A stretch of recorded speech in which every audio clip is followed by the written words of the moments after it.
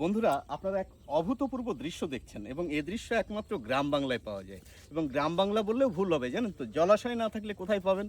ওই যে দেখতে পাচ্ছেন যে ছেলেটিকে, ও কিন্তু আমার ছাত্র ছিল এককালে। ওর নাম হচ্ছে সুখদেব। সুখদেব, তুমি বাবা একটু তুলে দেখাও আমাদের, কি জাদু আছে, কি মাছ পড়েছে আমরা দেখবো। না পড়লে হবে না, এবং যে মাছ পড়বে বন্ধুরা সে মাছ কিন্তু আমার, আমি পয়সা দেব। সুখদেব, তুমি একটু তুলে দেখাও। ওকে ছোটবেলায় আমি পড়াতাম, জানেন তো। এই দেখুন, ও পা দিয়ে চাপ দিচ্ছে, আর এদিকে উপর হয়ে গেল।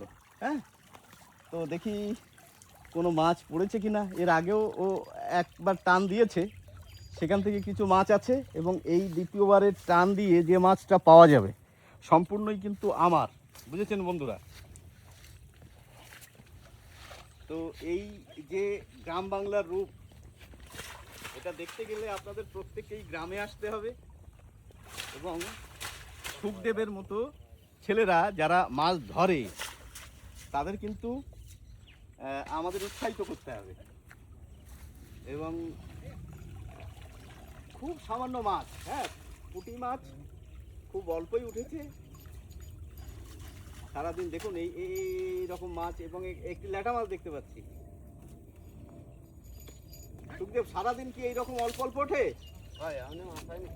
তাহলে তুমি কেন বসে আছো? এই দেখুন, গরু নিয়ে যাচ্ছে। গ্রামে ছাড়া আপনি কোথায় পাবেন? যাও যাও, চলো চলো চলো, ভয় পাবে কেন? বাহ,